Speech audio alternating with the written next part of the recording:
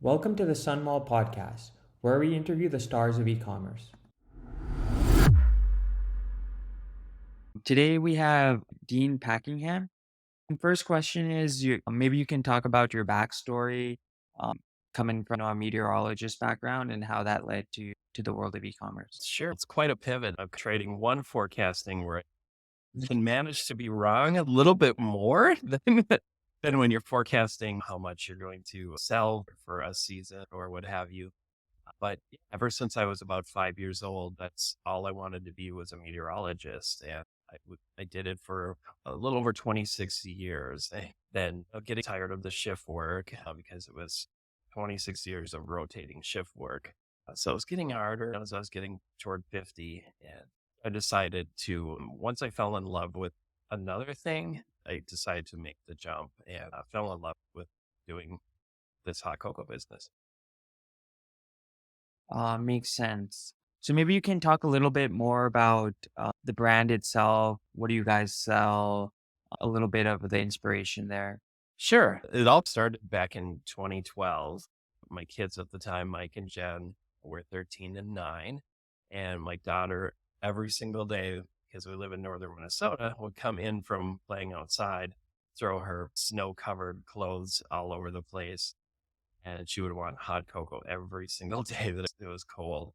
And so I was going through so much hot cocoa and I got the huge container at Sam's Club, which at the time, and I was going through so much of that. But one day I was waiting for the milk to heat up and I looked at the back of the container.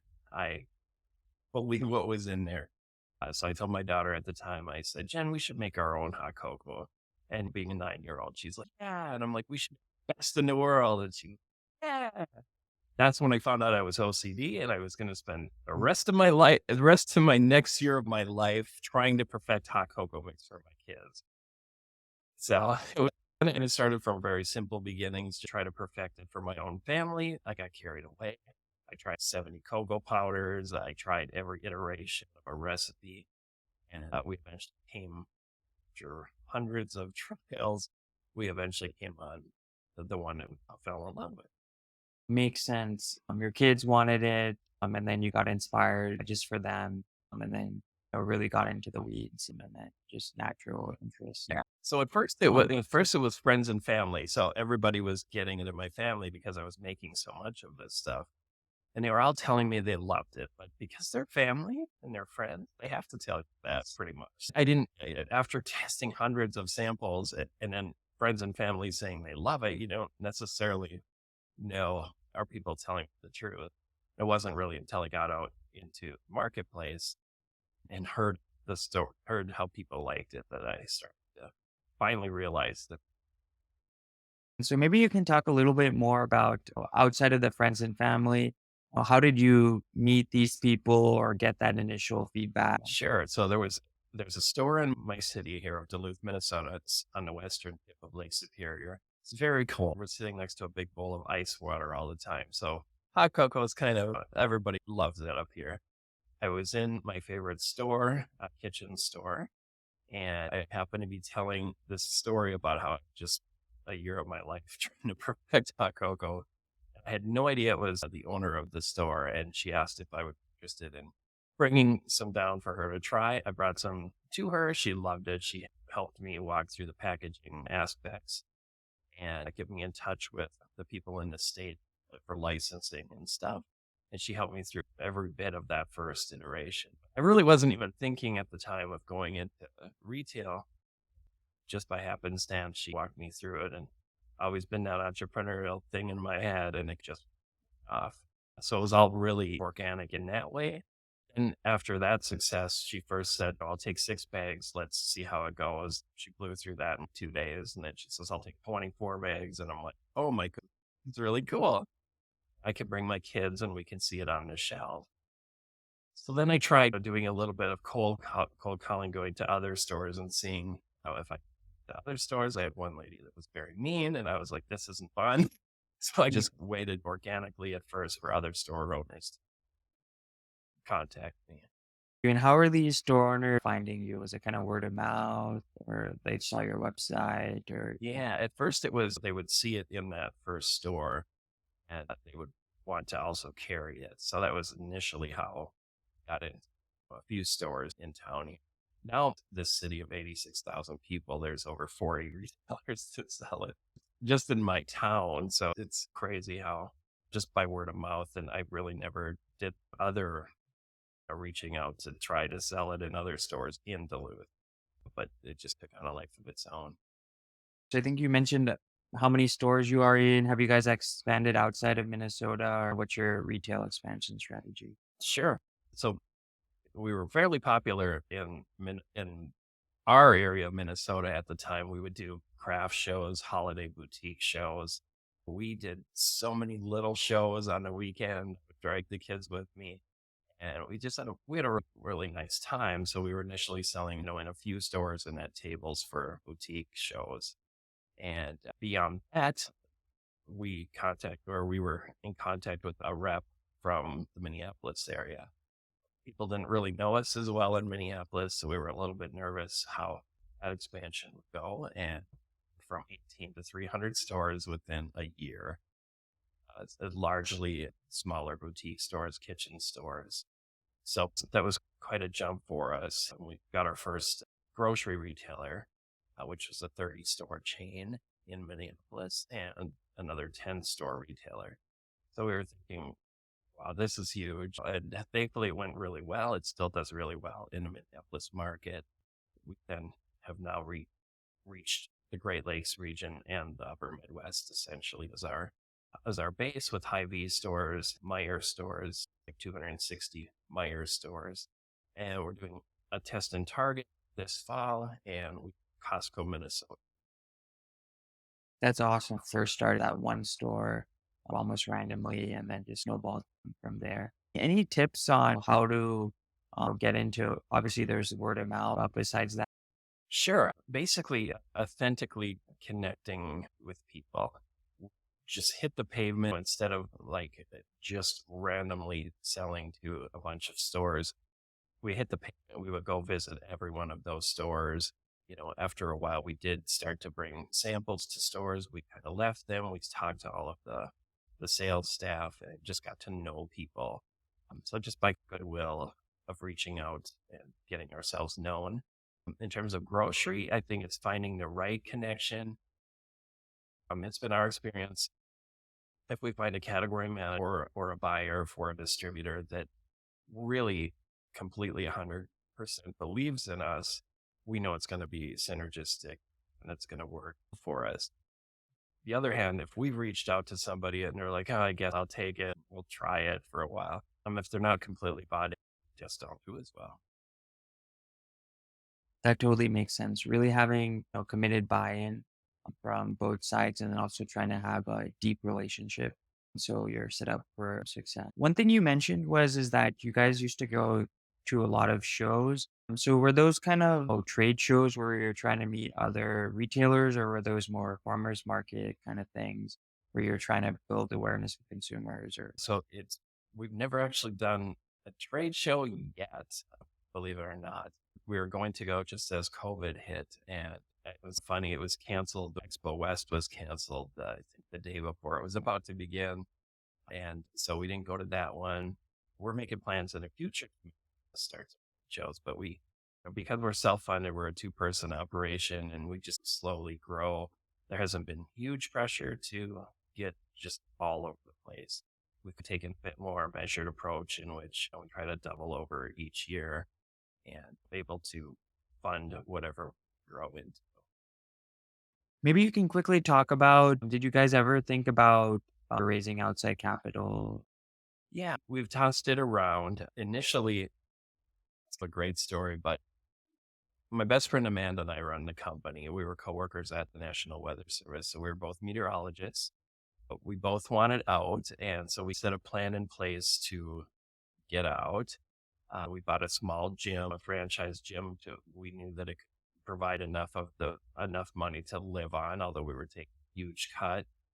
We both bought trailer homes across the street from each other. So we literally two meteorologists moving into a trailer park, and we've all heard the tornadoes are drawn to trailer parks. It totally didn't make sense for us to, after telling people get out of your mobile homes for all these years with tornadoes, to just both live in trailer homes. But we paid them off. We paid our old cars off.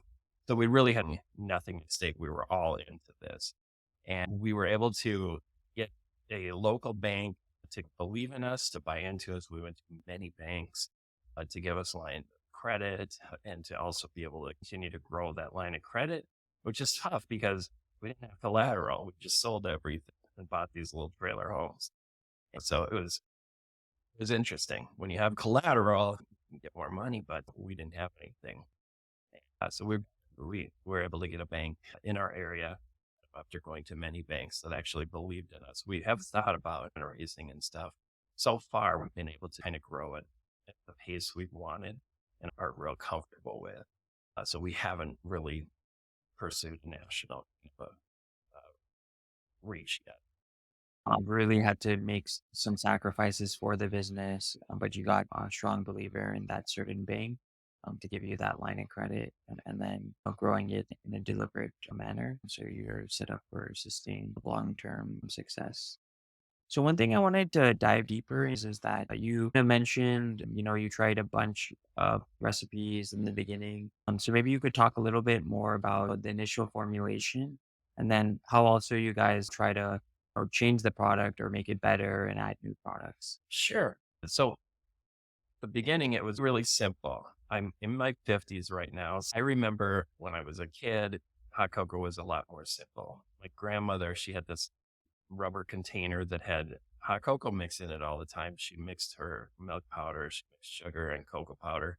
So it was very simple. I remember the taste of it. I remember how easy and simple that was. It was just a few ingredients. So that's one thing we knew we wanted to do because of for my family, I knew I wanted no junk in there, just simple ingredients. So our mix has a whole milk powder, which is much richer and creamy than non powders that are in most cocoa mixes out there.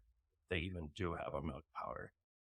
And so that kind of set us apart. In fact, the year before COVID, not trade shows, but shows, boutique shows, Christmas shopping shows in Minneapolis, we did close to 20,000 live samples. And we would tell people all the time we just added water to it. They would argue with us because it's creamy and it's rich. It tastes like you added milk to it, but it's just the whole milk powder. So we knew we wanted to keep it very simple. We've had a lot of pressure to do like a dairy free, a sugar free, all kinds of different flavors, but we'll do about 150,000 pounds of mix this year. And with two people, just focusing on keeping it simple and not adding inventory issues has really worked for us. So first, we're kind of worried about getting into stores, doing well in the category. Maybe down the line, we can do some other iteration in terms of flavor. We also found that like 25% will use it for making a mocha. They just add our mix to coffee. Okay. And so they're kind of taking a new identity for it. We've also tossed around the idea of some kind of coffee creamer packaging for that section so that we could have it in the cocoa section and in the creamer section. Because coffee creamer section has very little in terms of natural creamers, and it makes a really great mocha. So that would be possibly something. So really, you guys found that key differentiator early on using the whole milk powder, and then focusing on you have something that works and keeping it simple, really focusing on distribution. The next question I wanted to talk about is so obviously in store has been a good channel for you. What kind of marketing channels do you guys use, both online and offline? Sure. Online, I would say our demographic tends to skew, I would say 30 and older and largely female. So we really target Facebook. Once we've gone into a community with enough stores, it really makes a lot of sense to do a lot more Facebook marketing in that area. When we expanded with Meyer into Michigan, we did targeted ads to really harness, buyer those communities by just doing much more advertising in those markets. So that's worked really well for us. We didn't do as well with some of the other Instagram marketing and stuff, but we do a lot of giveaways with other companies that we would match with. That's helped a lot with Instagram as well. Really good point about Facebook and really geocoding it too, so that not only maybe it'll drive online sales, but also in store, or there's brand awareness already from the store, so they're more likely to purchase. So there's a lot of synergies. And then I think you're talking about giveaways or partnerships with other stores or accounts, brands. Maybe you can talk a little bit more. How does that work? How do you find these other brands, accounts? Yeah, it's a lot of it right now has been other Minnesota brands. We have that tie-in where they're Minnesota brands. But we do have one coming up in June for Pride Month for Peanut Butter and Company. And so they're a much larger company than we are. And so that was cool to be approached by them to do something collaborative that special month. And yeah, it's just fine whether it's marshmallow creators that might work well with us, cookie companies obviously work well with us. And yeah, just trying to, I've made so many friends on LinkedIn and it's been huge for me because I am a meteorologist trying to sell hot cocoa and don't really, I came into this completely blind. There's so much to learn in this business, of course. And I've had a lot to learn and great teachers on LinkedIn, which helped this so much. Trying to find natural adjacencies. So obviously you're in Minnesota, so any other kind of Minnesota brands there. Obviously a natural synergy there, but and then I think you said like marshmallow, adjacent categories people associate together. And I think you mentioned you found a lot of mentors through LinkedIn. Any kind of accounts or people you found particularly helpful? Any communities you found particularly or resources overall you found helpful? In the CPG food business, I've never found anyone yet who did not want to help someone else. In the hot cocoa world, I don't haven't yet met competitors in that realm. It's this category that's always there. It's not super innovating. It's a legacy product. But there's people like Mike Fata, who would start Pilva Harvest, and he's incredible with giving his time to the community. Mark Samuels, who owns I Want Organics. Stephanie Stuckey is one of my favorites to follow. She's bringing back the Stuckey's name with her pecan log rolls and her gas station convenience stores. And so people like that have been wonderful. Really great to see, and it's really amazing how helpful the community is. Next question is that I noticed on your site, you guys have like recipe, there's some cartoons there. So how do you guys like overall think about the website design and just merchandising your product online? Sure. So based on two people running a hot cocoa business and selling Right. online, we had a lot to learn there as well. I think there's still a lot of opportunities where we can change our website. The cartoon is one that we receive a lot of people email us about the cartoon, which tells the story of our origin, and that was done by a local company in town. So yeah, we've had a lot of response from that. Otherwise, it's just we've tried so many things trying to figure out what works best for our website. That totally makes sense. Really iterate, try a lot of things. And then also if you're getting a lot of customer feedback, hey, I really like this, then obviously you've hit on something. So stick with that. And once you get people, they're liking the site, really designed, obviously you want to not just sell them one product, but multiple. So how do you guys think about bundles? Sure, we're a lot different in terms of how evolved on our e-commerce. This point, we've tried individual fulfillment. So we've had issues with fulfillment centers being able to handle in good time getting the product out. We've also had issues with everybody who seems to want free shipping. And so our product based on the free shipping and stuff, even bundling, doing different value deals and different size packaging deals. We now do all of our individual fulfillment. We push all of that to Amazon, which I know is really unique. Had to just simply focus our website on people, our wholesale accounts and bulk orders, and those go to the fulfillment center. just automatically get filled. But we had a lot of wrestling with selling to individuals on our website. And because we don't have our own fulfillment center and because part of the season, October through December, it's a few thousand orders a week. So we just had to push all that to Amazon. So far, it's working really well.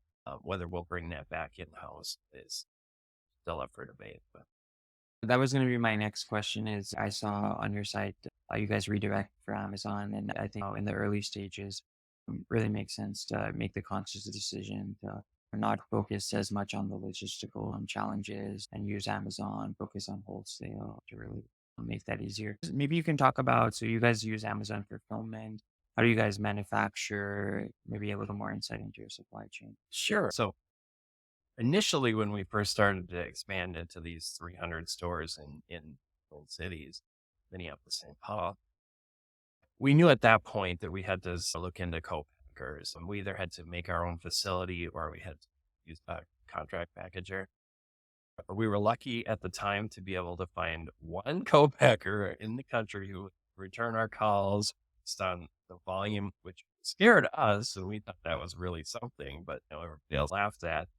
We found out how hard it is to find a co-packer, and so we were lucky enough to get somebody who would take the time, and we now know it takes a significant amount of time to do a setup and to prepare everything to work with a new customer at co-packers. So it's completely understandable. I remember the actual yes that I got. I remember sitting down, pouring my heart out in this email saying, please take a chance on us. We will not disappoint you. We will see this through. And I got a call 5 minutes later that said, okay, we're in. It's a lot of tenacious follow up and continuing to try. Right now, our product is manufactured for us by Hormel Foods out of Minnesota. And we also make muscle milk powder at the same facility. So it's just a dry powder facility. And we've been beyond happy with that. They're just incredible. Makes sense. So in the early days, because there's a lot of fixed costs, a lot of work for these co-packers, so they're a little hesitant. But you guys kept trying, found one, and now it seems like you're pretty happy with the co-packer currently, and it's based out of Minnesota. So that's to see there. So just going more into that, any kind of tips about how to find a co-packer or just try as many as possible? Or how do you, like, I think you made that personal call. How do you get that first co-packer? Sure. Initially, we were thinking you reach out to a co-packer that you searched online, like you know a bit about them, and then you just contact them, and then they'll say, okay, how much should we make for you? But that wasn't. It was a lot of begging and just trying to get a co-packer because the minimum at the time was like twice of what we were hoping for. We actually got them down a little bit, but we were thinking we're going to be on the street corner selling cocoa to everybody that we could find. We thought we would have so much. Thankfully, we ran out in 2 months of what we ordered. It had grown so much into the Minneapolis market. But that was really scary. The other thing is our first co-packer that we were with, we had to do all the ingredient ordering, and we had a hard time finding people who would sell us just 1 or 2 pallets of something versus putting us on a contract for a certain amount. Uh, Thankfully, now we don't have to do the ingredient ordering because Hormel has all these contacts. And, they order it to our specifications, our exact ingredients, and we don't have to do that part. So it's really simplified what we do in terms of we have to figure out how much cocoa we're going to need of the three different sizes going into the season. Typically have that packaged in the summer for the next season. And then you just hope you haven't made too much or you hope you don't run out. But we also have 2 years, so that does carry over a little bit. Makes sense. As you scale, a lot of these logistical challenges you can offload to other businesses because you have enough scale to make it worth their time. I think you just mentioned this. You have to anticipate the demand, and it's a different type of forecasting for meteorology. Maybe you can talk about any kind of tips on forecasting demand and inventory planning. Sure. So my one piece of advice is find somebody who likes spreadsheets to be your business partner. My best friend Amanda loves, she could not love them anymore. She's actually going back to school to do accounting so that she can learn more about the accounting practices. That's something I don't like at all. I like more of the creative stuff. Find the best business partner match. In 20 years of being best friends and communicating every single day, we not had a fight. I, I, I just can't even believe that we've been able to do that. But it helps because we don't compete in each other's territory. So find a business partner. If you're too close, if your interests lie in the same territory, I think you have a recipe for disaster. But they're so completely different and complementary. I think it's been our key for success. Amanda does so much of the forecasting of the numbers. She knows every number. Like when you see on Shark Tank, there's no way they could stump her with a number. She knows every number. And I stay in my strong suit areas and she stays in a lot of the financial stuff, the forecasting, which she loves. Makes sense. Finding a teammate you have a long history with, know very well. And then also, I think that's a really good point. If you're both super interested in the same exact things, then there might be some conflict or no one might want to do the other roles here. But it seems like you're really focused on the creative side, branding, and she's more focused on the financial. It's a little more operational. And so it's a great mix there. For you personally, what are the big focuses for the next 6 months? Sure. So we've got that target test coming up, 100 target stores. That's coming up this fall and making sure that successful in that test and then trying to see about further expansion with that, continuing our partnership with Costco and continuing to grow that through the Midwest region, being the best partners we can. We're going to start a sampling program with Costco. We did have Costco Minnesota last year, and now we're going to have Costco Minnesota with sampling this year, and then hope to expand out from there. So just really focusing on the partners that we work really well with and are dedicated to both of us winning. It's- For our success, category managers and buyers, sometimes they tend to change every few years. So as long as you have a really good connection, work that through the best case is my best advice now. Makes sense. I think Target is based out of Minnesota. That's right. Yeah. In fact, our warehouse is by happenstance is like a mile from their headquarters. So that's great. That's really awesome. Really making sure these kind of partnerships with Target and Costco go well, sort of on the retail side. I think one thing you mentioned on the online side is you guys sell wholesale. Who tends to be those buyers? Sure. So in terms of the wholesale orders, which is that it's surprising, but we get just a ton of wholesale orders through our website for cases. And it's largely smaller stores across the upper Midwest, especially. There's many days during the season you'll have just tons and tons of order. Our season is fairly limited. It's largely just before Christmas and then it trails off quickly after the new year. So we got to really push those few months. We get a ton of cases ordered through our website. Another one that works well for us is fair.com. We've seen that only triple in the amount of orders that we get. And it's been our best market outside of our website. And we really Uh, set up our website so that it's super convenient. You can a new store can get on our website, can create an account, can shop by the case, can check out. So you don't have the invoicing automatically goes to our fulfillment center and gets fulfilled and shipped. And it's very hands off. And so that's what we put a lot of our money into in terms of commerce, is working that part through. Makes sense. So making it super smooth. Some store wants to purchase, they can go to your website, find the info, and make that purchase. But then also a listing on marketplaces such as Fair, where they bring in the demand for you. Yeah. And I think you said, yeah, triple the number of stores. So that's really awesome. And what are the longer term goals of the business, like 5 years out from now, if all things go great? Where are you guys at? Sure. We would like to eventually continue to expand our Costco footprint. Just Minnesota stores is 5 semis last year. So that's a lot of cocoa. It's amazing how much product they can go through. And they've been utterly amazing, like 100 out of 100 to work with. I believe how fantastic they are to work with. And so just expanding that through the Midwest, as long as we continue the growth along the northern tier, we're expanding a bit into the Northeast, New England states also. It's coming along. So we would like to get into other things like, we've had a hard time breaking into things like ski resorts. We've had a little bit of interest from two airlines for a overseas option for single serve hot cocoa because they just have to add the water, but we're still working.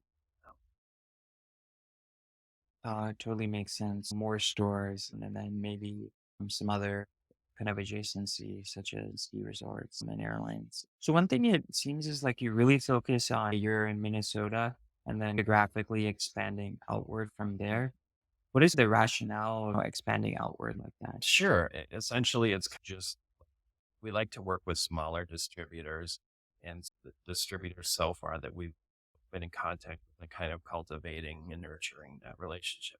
Just been in the north, but because in the south, there's a much shorter hot cocoa season, which is interesting because in Mexico, the number three most consumed non-alcoholic beverage is hot cocoa. It's drink throughout the year. But in the US, I don't know, it's so much marketing over the last 30, 40 years on TV as a around the fire with Santa Claus kind of a thing. We tend to think of hot cocoa as a just a seasonal item. I've had people tell me, they don't drink hot liquids in the summer. And I'm like, you drink coffee by the gallon. I don't know what you're talking about. And they're like, oh, you're right. But they don't think of that. So we've tried to change it's going to be very, very slow, but we've changed the mindset that it's only for winter by we have recipes for a frozen hot chocolate, which are really fun to make in the summertime. We also are using it as a coffee creamer, which is year round. And yeah, popsicle. We've got all kinds of recipes on there trying to move the needle a little, but it's still 85% 4 months of the year. And so it's going to take a Right. lot of time. So I'll be frank, even for me personally, when I think hot cocoa, I think like winter, Absolutely. Christmas. Yeah, Yeah, it's those that's when the commercials generally come out is yeah, during that yeah. season and they all have Santa Claus. So I think one of the reasons you mentioned you are staying more expanding outward is kind of distributors. So maybe you can talk a little bit more about the distributor relationship, but then also it seems like you guys sell directly to some retailers through fair or through your own site. Sure. The key is finding a good distributor who has a lot of people in the stores each day. So for Meyer, we found a really good distributor that has that goes to someone for each store. We've had really good luck with Meyer, and that was important. We have a great relationship with the category manager for for that distributor. The term from Fair and from our website, they're largely not a chain store. They're mostly smaller retail stores, hospitals, hospital gift shops, things like that. That's been really good for that. In terms of grocery, our margins are lower. Finding somebody who understands both need to succeed. We all need to succeed. That's huge for us. And that's what we're Your website for maybe the more boutique type of stores and then distributors more for the chains. It's really important for them to go to each store. So is that more to like a quality type thing, making sure your placements being good, or is that more like they have events in the store? So what's the value there? Sure. At this point, we haven't done a lot post COVID. We haven't done a lot of sampling programs. We're just now getting back into that, but they have somebody there to check on all of the products that that distributor sells to, let's say, Meyer. And they have somebody there to even face them if necessary, someone to make sure it's in stock. And I think that's really important is that you don't have one person for 30 stores where they're spread very thin. It's worked out really well for us to have a distributor that has boots on the ground in the store.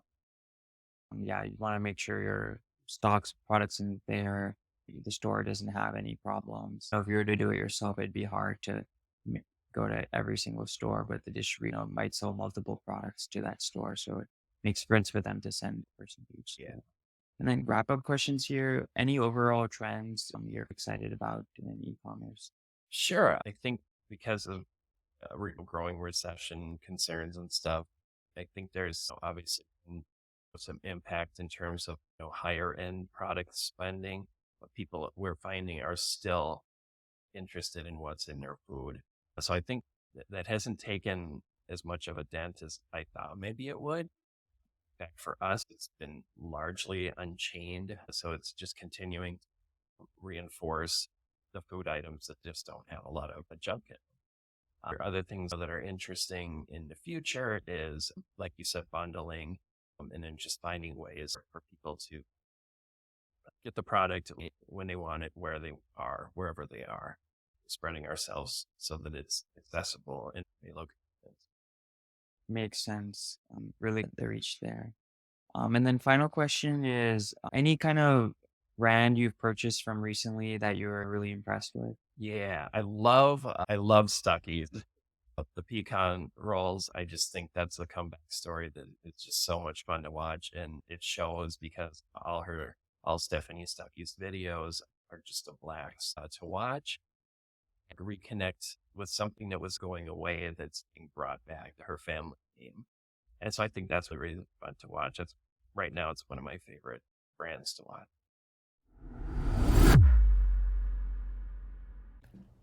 Thanks for listening to this episode of the Sun Mall Podcast.